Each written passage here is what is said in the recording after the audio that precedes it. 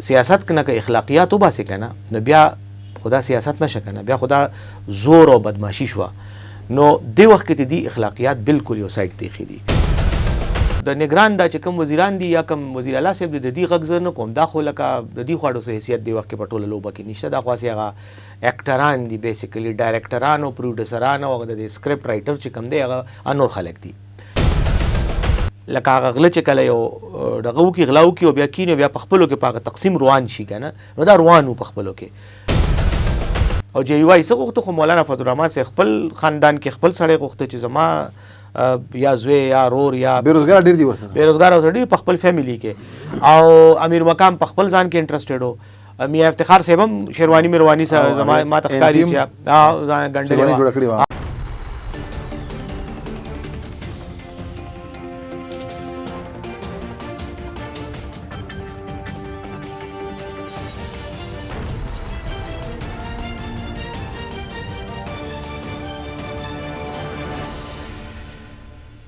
السلام علیکم. د وحدت نیوز قدرمنو کتونکو، زه ناصر داور د وحدت نیوز په خصوصي خبرونه چاپیریال کې هرکلی وایم. قدرمنو کتونکو، مونږ که وګورو نو په پاکستان کې د پاکستان تحریک انصاف او د پی ډي ایم په شکل کې راغونډ شوي سیاسي ګوندونو په منځ کې یو جنگ روان دی. بهرحال هغې کې مونږ ګورو وقتاً فوقتاً د سپریم کورټ خبرې هم راځي، بیا نن فیصلې هم راغلي دي، په هغې به هم خبرې کوو. خو په ټول نه مخکې مونږ راځو خبرې خیبر پښتونخوا ته. خیبر پښتونخوا چې د پاکستان تحریک انصاف چې کوم حکومت و هغې لاړو په خپله بسترې غونډې کړې، خو اوسه پورې هغه حکومتي چارواکي خلک د مونږ په نظر نه راځي، غیب شوي دي رانه. بهرحال مونږ ګورو فوقتاً چې په لاهور کې په زمان پارک کې راتښکاري، کله اسلام آباد کې راتښکاري. دې حوالې سره موږ سره د بیرسټر سیف صاحب موجود دی چې هغه د وزیر اعلی خیبر پښتونخوا سابقه ویان هم و، او اوس موږ سره میلمه دی په خپرونه کې، او د سره به خبرې کوو مختلف ټاپیکونو باندې. بیرسټر صاحب د وخت راکولو ډېره مننه، هرکلی ته وایي، خوشحاله اوسئ. بیرسټر صاحب، تاسو عجیبه لاړئ ستا اچانک خو نو بهرحال عمران خان تاسو ته ویل چې بس راځئ، حکومت ختم شو. نو هغې وخت نه پس بیا د دلته د خیبر پښتونخوا سیاست حوالې سره تاسو اپسنټ یې ټول، که د وزیر اعلی مونږ وګورو، د وزیر اعلی نه واخله چې څومره منسټران دي تاسو شوئ، ټول ورک ایسته. څه وجه د میدان مې پرېښی دی؟ نو داسې خبره بظاهره کېدی شي ښکاري، خو حقیقت دا دی چې بالکل په میدان کې موجود یو، او سیاسي هلې ځلې، سیاسي سرګرمۍ، سیاسي پروګرامونه بالکل پوره هغه شانتې فل سوینګ سره روان دي. صرف دغه دا دی چې تاسو ته پته ده د جنورۍ د میاشت په 18 تاریخ باندې زمونږ لکه حکومت ختم شو، اسمبلی ډیزالو شوه. د هغې نه بس تاسو که په خپله وګورئ نو د خیبر پښتونخوا چې کوم سیاسي صورتحال دی، کومه منظرنامه ده، نو یو کیرټیکر حکومت راغی او زمونږ همدغه سوچ و چې او د آئین دا تقاضا مو چې په یو مقرره ټایم کې به، یعنې 3 میاشتو کې دننه به انتخاب کیږي، دوباره به ټاکنه کیږي، او د نوګرن حکومت وظیفه دغه وي، دغه کار وي، دغه ورته آئین دغه کړی دی، ټاکلی دی دا کار. نو اراده هم دغه وه، سوچ هم دا و، پروګرام هم دا و. خو یو خو دلته کې د دې په نیت کې فتور راغی، بدنیتي راغله، د الیکشن د تاریخ اعلان نه کوو. بیا یو عجیبه ټوکه جوړه شوه چې گورنر صاحب په خپل اقتدار کې راغی، یو قسم عملي شی یو شی ده واغسته، هغه وزیر اعلی نه هسې یو ګوډاګۍ غوندې جوړ کړه. نو مسایل جوړ شو. اوس دې سره سره چې دی نو زمونږ په زمان پارک کې خان صاحب، عمران خان صاحب هلته کې و، هغه خلاف هم دا مقدمې او چې کوم اف آی آرونه دې وخت کې تقریبا د 1.5 سل نه زیات، خو هغه پسې هغه باندې اف آی آرونه کړي دي، او د هغې نه علاوه د پاکستان تحریک انصاف نور چې کوم مشران وو هغې خلاف هم اف آی آرونه او انتقامي کاروی. نو زمونږ د پارټۍ ټوله توجه او ټول چې کوم دغه هغه اټینشن هغه هلته په زمان پارک باندې شو. نو د دې ځای نه زیاتتر زمونږ صوبایي قایدین، مشران، ایم پی ایز، صوبایي اسمبلی ممبران او کارکنان د ټول زمان پارک ته بیا هر وخت هلته موجود وو. کله به پولیس چاپې دي، او کله چې دی نو د خان صاحب د ګرفتارۍ کوششونه دي، او کله یو لوبه او کله بله لوبه. نو په دې وجه باندې شاید چې دا یو تاثر جوړ شي چې ګنې مونږ د سیاسي منظرنامې نه لرې شو. خو داسې خبره ده نه، نن هم زمونږ په خپلو کې یو میټینګ شوی دی او زوړ وزیر اعلی صاحب محمود خان صاحب هم و، شوکت یوسفزئی صاحب هم و، زه پکې وم او نور یو څو داسې مشران چې کوم د پارټۍ دي ذمه داران. نو موږ هم دا فیصله اوس وکړه چې انشاءالله اوس به د زمان پارک دا پریشر له کم شوی، خان صاحب ته ضمانتونه او لکه بیل بیفور ارست چې کومي بی بی ایز ورته میلو شو، اوس موږ انشاءالله ښه په مضبوطه پیمانه باندې په مضبوط زور سره به انشاءالله خیبر پښتونخوا کې بیا خپل سیاسي هلې ځلې شروع کوو.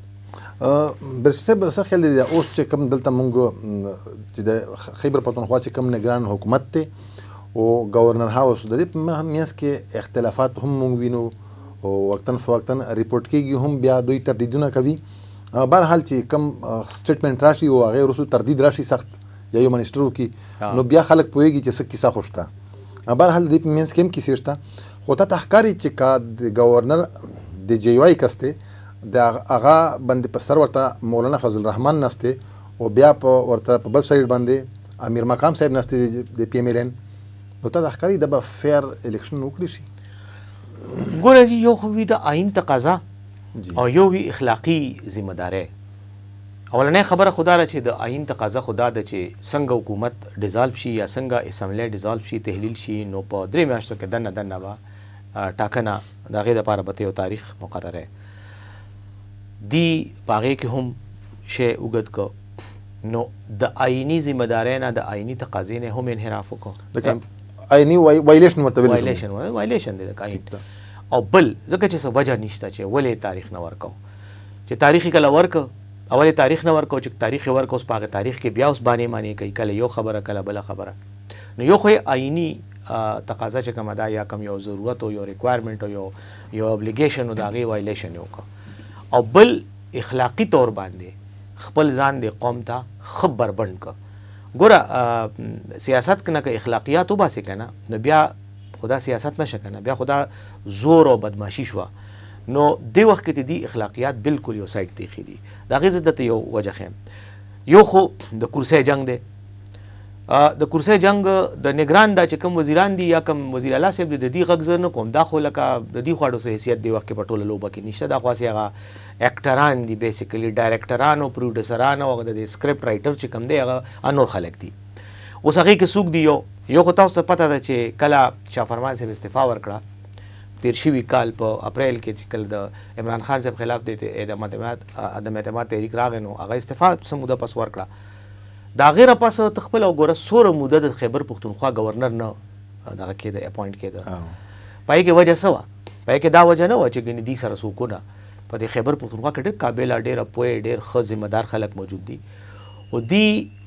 لکه هغه غله چې کله یو دغه وکړي غلا وکړي او بیا کیني بیا په خپلو کې په هغه تقسیم روان شي که نه، نو دا روان و په خپلو کې. جی یو آی خپل سړی غوښته، مسلم لیګ نون خپل غوښته او جی یو آی څه غوښته، خو مولانا فضل الرحمن صاحب خپل خاندان کې خپل سړی غوښته چې زما یا زوی یا رور یا بیروزګار ډېر دي ورسره، بیروزګار اوسه ډېر په خپل فیملی کې، او امیر مقام په خپل ځان کې انټرسټډ و. میاں افتخار صاحب هم شیرواني میرواني سره ما ته ښکاري چې ځان ګنډلې وه ټولو دا دغه. نو خبره دا ده چې یو خو دوی په خپلو کې لانجه وه. د هغې نه پس څه وشو چې کله امیر دا غلام علي صاحب راغی نو غلام علي یو خو راتلو سره لږ داسې لږ دغه دی د پوهې هم کمی دی که نه، نو د کوڅو سیاست کول جدا وي او د یو داسې د غټ لیول سیاست کول د هغې لږ تقاضي جدا وي، نه هغه تقاضو نه خبر نه دي. نو د هغې په وجه باندې بیا داسې بیانبازي شروع کړه چې ګنې بس د دې ټولې صوبې هر څه د ده په لاس کې دي. حالانکې گورنر خو یو سیریمونیل پوسټ دی، هغه سره خو ټیکنیکل یعنی بیوروکریټک او د گورننس اختیارات خو نه وي. نو ده داسې هغه حرکتونه شروع کړل هغه ټایم کې ځان یې ایکسپوز کړه، ځان یې د خلکو د خندا کړه او خلکو ورپورې بیا وخاندل. د هغې نه پسې چې بیا کله دا لوبه راوستله دا د کیرټیکر دا وزیر اعلی یې راوسته. وزیر اعلی کې زمونږ د پی ټی آی هم خوښه وه ورسره چې دا سړی ښه دی او بیوروکریټ پاتې شوی دی او په انتظامي مسایلو پوهېږي دله ورکه، خو د هغه نه مکمل اوس اختیارات اخیستي دي. هغه نه یو ګوډاګی جوړ کړی دی، هغه یو ناست دی په کرسۍ، خو د کرسۍ شاته څنګه چې تاسو خپله هم وویل او ټولې دنیا ته پته، خو بچي ته پته ده چې مولانا صاحب د هغه زوم دغه د څه نوم دی د زوم چې دی د هغه والد صاحب محترم چې دی نو هغه او دغه چې دی نو خلک په اقتدار کې دي. حکومت غلام علي صاحب چلولو کوشش کوي کله یو هغه دغه خبره هغه پنجابی کې اردو کې وایي که نه وي بونګیا مارنا نو دا بونګیا مارنے والا کار کله یو بونګي وایي کله بله بونګي وایي او بله خبره دا ده چې وزیر اعلی صاحب هم ما خو ورته دا مشوره ده زه خو خپله دا ګڼم چې ښه معزز سړی دی ښه بیوروکریټ پاتې شوی دی ښه یو ماضي پړه لیکه سړی دی ښه د ماضی کردار دی یاره ته دې دغه سره څه کوې دې خلکو سره څه کوې پرېږده په دې مخ ورته دا وزارت والا ووله وایي راشه وایي دې کې هم د مولانا صاحب څوک زوی راوله یا رورې راوله یا چې دی نو د دا سره دا 400 والا چې دی دا ابسنټ فرام نیشنل پالیټکس پارټي چې کومه ده په عوامي په قومي سیاست کې حیثیت نشته هغې نه څوک راوله یو بوډاګۍ راوله هر څه چې ورته ووایه که نه هغه ابسنټ فرام نیشنل پالیټکس چې ورته وایي دې کې څوک راوله کېنوه نو خلک خو سره ډېر دي اوزګار خیل اوسګاران دي ټول ورځ لګیا غم خاده کی چاره جنازه کې دوا لاس داسې کو بل ته دین واده کې خلکو ته غاړې ملاوي ټول ورځ دی دا کار شروع کړي راشه په دې وزیر اعلی په کرسي تاسو کې نه ځکه چې اوس خو دې خبره بربنډ کړه کنه ښکارې کړه دا خو دا موجوده نگران حکومت خو نگران حکومت نه دی دا خو یو پارټیزن حکومت دی یو پارټي دا یا دو پارټي دي چې دی د اغې د مفاداتو تحفظ کوي خپلو کې جنگ کوي او زه دا خبره هم ډېره کول غواړم چې زیاتره چې کوم دا وزیران دي نو دی په څه کرایټیریا اخیستي دي ته د دې یو باندې کوو نو بیا به چېرته په پروګرام یوازې یو باندې وکړو نو د دې هغه ټول کردار هم درته مخامخ کم د دې پر لږ ټیم نه دی پکار نه دا د لږ ټیم نه دا دومره لوی قصیده ده چې د دې کیسه شروع کړي هغه کیسه خانه بازار کې به چا لوی داستان ګو لګیو کنه لوی کیسې به کولې هغه یو او د نااهله د نالایقتوب د بس ته وایمنو چې هغه څه منفي خاصیتونه دي پکې دومره موجود دي په ټولو کې نو خبره داسې ده چې دا خو هسې ګپ دی او دې ته ویلی شي انګریزۍ کې ورته وایي آی واش هغه هسې سترګې وینځل که نه لکه حقیقت دا دی چې نه دا نیوټرل دي نه دا نگران دي نه د آئین چې کومه تقاضا ده چې دی به راځي دی به د حکومت هغه انتظامي فیصلې به دی نه کوي دی به مینجمنټ کوي دی به غټې فیصلې نه کوي پالیسي ډیسیژنز به دی هغه نه وي او بل دی با د الیکشن انعقاد یقیني کوي چې الیکشن په ښه طریقه باندې صفا طریقه باندې په دیانتدارانه او ایماندارانه طریقه باندې وکړي هغه هم دی نه کوي الیکشن نه خو یې بیخي انکار کړی دی نو د دې حالاتو کې خو زه دا ګڼم چې کاغه د پنجاب دا نگران حکومت دی او که د خیبر پښتونخوا نگران حکومت دی دی ته اوس نگران حکومت نه دی ویل پکار دا باقاعده یو نااهله سیاسي حکومت دی نالایقه سیاسي حکومت دی او اخره کې به په دې مخ باندې ښه ډېر تور ولګئ او بیا به ځي تښتي به قوم ته اسې ښکاره دي خو د دې دوکې دا پروګرام چې دی او د دې ګپ شپ دا پروګرام چې دی دا به هم ډېر زر چې دی نو د دې ختم شي بیرسټر صاحب تاسو په موږ نه ډېر ښه پوهېږئ په دې قانوني اړخ باندې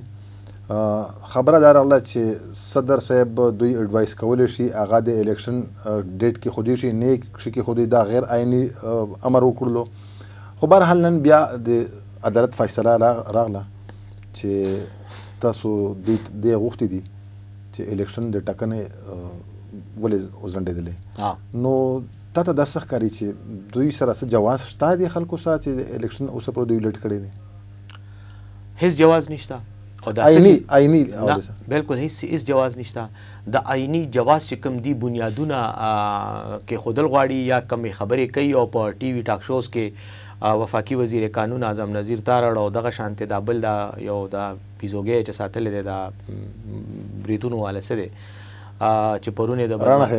رانه صاحب چې د دمکو دا خبرې کولې نا خپل وهل ټکول تیر دي چې سچر وسره شو د دې چې دا کم انداز کې خبرې کوي دا صرف او صرف د یوې طرف خبرې طرف ته اشاره کوي چې دی په هیڅ حالت کې دا نه غواړي چې الیکشن وشي ای دپاره ورته هسې هغه دغه نی هغه بهانه سازي کول یا هغه زموږ په لکه هغه دغه څه نوم یې دی هغه کلیواله پښتو کې پرتوګ ورته جوړول که نه نو دی د دې خبرې دپاره اوس یو پرتوګ جوړوي جواز جوړوي چې موږ الیکشن نه پس طریقه کله وایي پیسې نشته کله وایي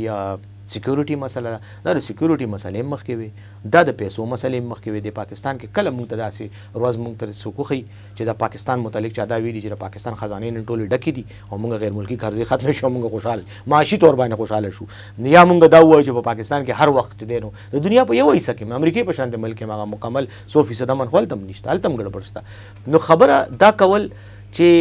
دا چې کم جواز دی ورکړي دا خو بالکل بې بنیاده دی. بله دویمه خبره داسې ده چې دا موجوده چې کم سیټ اپ په دې باندې زیاتې خبرې به لږ دغه به کوم ځکه چې دا شی په سپریم کورټ کې زیر سماعت دی نو د دې په میرټ باندې خو زیات دغه ماته به مناسب نه وي. خو دومره درته ویل غواړم چې د صدر بالکل عیني اختیار شته چې هغه تاریخ دغه کی او په صوبه کې د گورنر او په مرکز کې د صدر په قومي اسمبلی په الیکشنو کې او بل دا چې کم صدر اختیار استعمال کړو نو دا د الیکشن کمیشن هغه ته دا تاریخونه دغه شوي پروپوز شوي او د هغې پروپوزل په رڼا کې هغه یو فیصله وکړله او یو ډیټ یې ورکړه. د هغه ډیټ نه پس چې کله دا شی ډیسایډ شو بیا دا خبرې کول چې اوس مونږ نه کوو. بیا الیکشن کمیشن په خپله نوټیفیکیشن جاری کړ. صدر اوس پرېږده صدر ته منځ نه وباسو چې که مونږ دې ته وګورو چې د صدر ځای اختیار غلط استعمال شو بفرض محال صدر غلط اختیار استعمال کړ خو الیکشن کمیشن خو نوټیفیکیشن کړو که نه چې 13 تاریخ باندې به د اپریل ټاکنه کیږي. دا یې نه پس اوس دا یې نه وروستو شو. نو آیا دا کوم وجوهات په وجه چې ته نن الیکشن نه وروستو کیږي او وایې چې الیکشن نشي کېدی نو دا وجوهات هغه ټایم کې نه و چې کله تا د الیکشن دا 13 تاریخ تا ټاکه چې په دې ورځ باندې به کوو الیکشن دا جواز خو هغه کې موجود و. دا ټول وجوهات پیسې هم پاکستان کې نه وي او خزانه هم خالي وه او دغه هم چې دی نو سیکیورټي مسلې هم وي. نو بیسیکلی بهانه ده او دا ټول یو غټ گیم دی چې په څه طریقه باندې د الیکشن مونږ مخکې کوو. کله دا جواز ورکوي چې که په صوبه کې الیکشن وشو دلته د یو پارټۍ حکومت راغی نو بیا به بلې پارټۍ ته لیول پلینګ فیلډ نه میلاویږي. نو اولنۍ خبره دا ده د دې نه دي خپله کمزوري ظاهري لګیا دي هغه خپل چې کوم اصل نیت دی د دې د دې بیان نه ظاهرېږي چې دې ته دا پته ده چې په صوبو کې په دې دواړو کې الیکشن وشو نو پاکستان تحریک انصاف ګټي مونږ نشو ګټلی. نو که پاکستان تحریک انصاف راغی نو بیا د هغې مفروضه باندې هغې هایپوتھیسس باندې دی یو دغه جوړ کړی دی یو جواز بیا جوړی چې که داسې وشو نو بیا موږ د قومي اسمبلی الیکشن نشو ګټلی. نو تاسو خو یې اسم نشئ ګټلی که تاسو په 13 تاریخو کې هم بیلی ټول که هغه د قومي دی او که د صوبایي دی او که په 8 اکتوبر یو کې هم به بیلی. صرف شرط دا دی چې الیکشن کلیر وشي. الیکشن کلیر وشو نو ماته نه ښکاري چې ډېر به پکې د ضمانتونو نه فارغ وي. اوکې بیرسټر صاحب په دې وخت کې که موږ وګورو پاکستان تحریک انصاف د موجوده حکومت یا خپل په دومره مقدمو کې په دومره کیسو کې راګیر شوي دي مصروفیات یې سوا شوي دي آیا که انتخاباتو ټکنو د اعلان وشي نو پی ټي آی د دې جوګه ده چې د الیکشن مهم وچلوي؟ ناصر صاحب زه دا ګڼم چې د پی ټي آی دپاره ګوره پی ټي آی یو روایتي سیاسي پارټي نه ده. موږ یو سیاسي تحریک یو او د پی ټي آی دپاره دا ټول چیلنجز دا څومره چیلنجز چې دي موږ ته راغورځوي لګیا دي کله کیسونه کوي او کله لارې بندوي او کله زموږ ملګري په دې خیبر پښتونخوا کې زموږ د سوشل میډیا والا دوه هلکان یو بلال دی او یو چې دی نو اکرام کټانه دی هغې خلاف اف آی آرونه کړي دي هغې هېڅ هم نه دي. الزام پې دا دی چې د فوج خلاف تاسو بیانبازي کوئ نو د فوج خلاف خو مریم نواز لږ تقریرونه کړي دي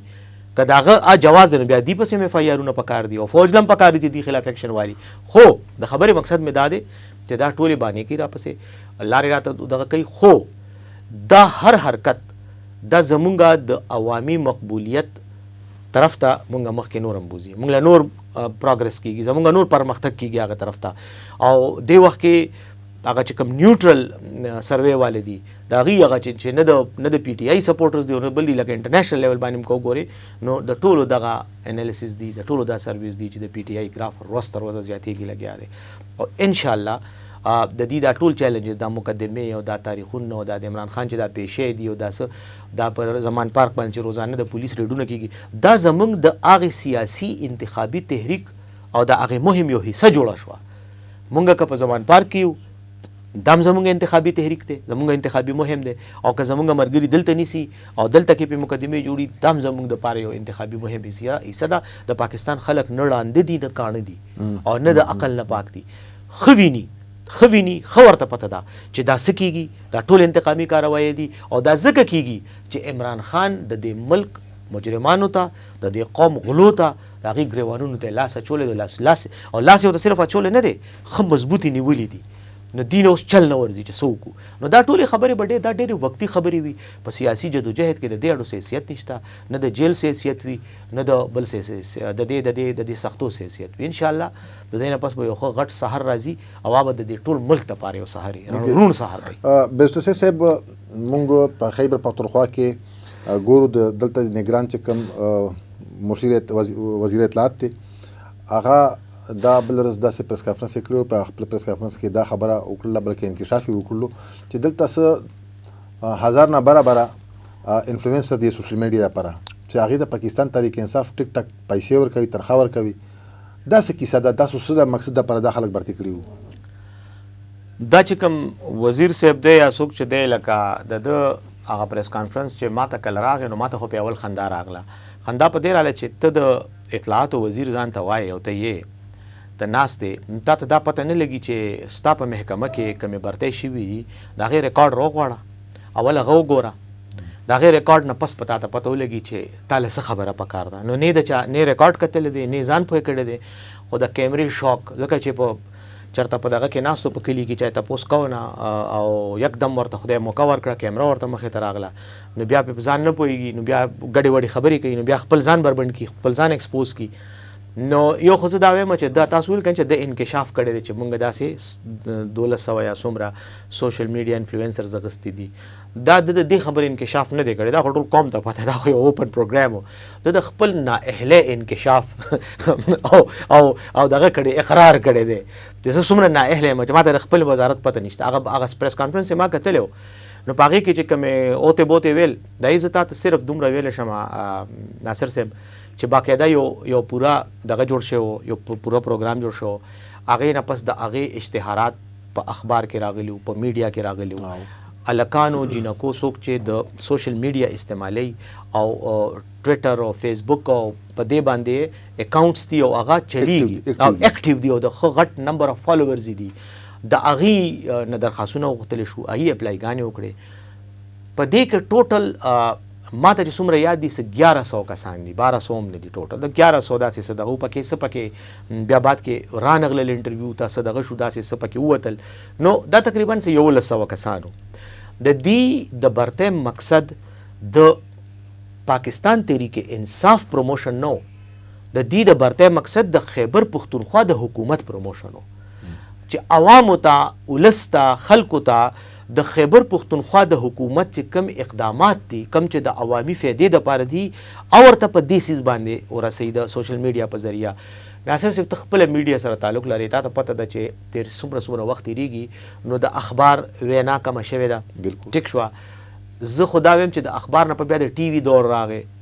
ټي وي بار چا کته، اوس د ټي وي یا کتل هم ورو ختم شو، اوس د هر سړي په جیب کې موبایل دی روباسي یې او په سوشل میډیا باندې هغه د ملک خبرونه هم ګوري، هغه چینل هم ګوري، هغه هر څه ګوري. نو د حکومت دا سوچ و، زمونږ هغه وخت کې دا کنسپټ دا او خیال مو دا و چې مونږ دا سوشل میډیا دغه کو استعمال کو، عام خلک نه اخبار ګوري نه ټي وي ګوري، سرکاري اشتهارات د حکومت څه دغه وي پروجیکټ وي شروع کوو د هغې باره کې، او یا چې کومې مونږ الریډي ختمې کړي دي مکمل کړي مې دي او د هغې فایده د هغې ښېګړه چې ولس ته رسي یا نه رسي. چې لکه یو سرکاري پروجیکټ دی په هغې کروڑونه اربونه روپۍ لګېدلي دي، هغې مین مقصد خلکو ته ښکاره دی چې موږ دا ولې د جوړ شوي جوړوو. ګوره لکه دې کې زه به درته مثال درکړم، ښه بل د دې نه آګهي مهم ګوره دا انصاف صحت کارډ و، زه دلته کې وزیر پاتې شیم، ما ته پته ده چې کله د انصاف صحت کارډ دویم یا دریم کال او ډېرو خلکو ته دا پته نه وه چې ما ته د عام خلک په دې لرو کلو کې دي ته دا پته نه وه چې د صحت کارډ د شناختي کارډ په وجه باندې ته د هسپتال نه د 10 لکو روپو پورې علاج کولی شي. د دې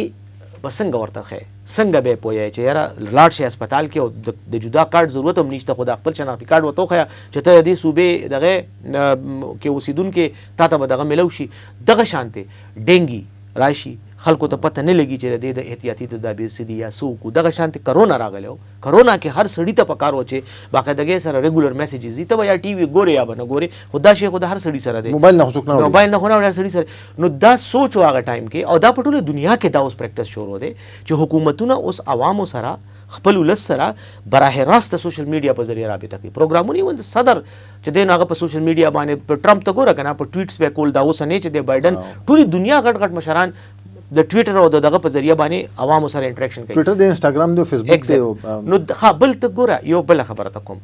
په سرکاري اشتهاراتو باندې څومره غټه پیسې لګي. باقاعده د هرې محکمې کروڑونه اربونه روپۍ په سرکاري اشتهاراتو باندې لګي. اره دې دپاره لګي چې قوم ته پته ولګي چې حکومت دا د اقدامات کړي دي.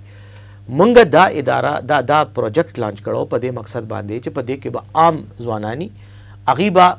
خلکو ته آګاهي ورکوي، معلومات به ورکوي او مونږ ته به هم فیډبیک راکوي. خلک عام ولس زمونږ د یو پروګرام متعلق ښه رای لري، بده لري، څه تجویز ورکول غواړي، اب هم د دې په ذریعه باندې راځي. په دې کې بیا مونږ د ټولې صوبې د مختلفو ضلعو نه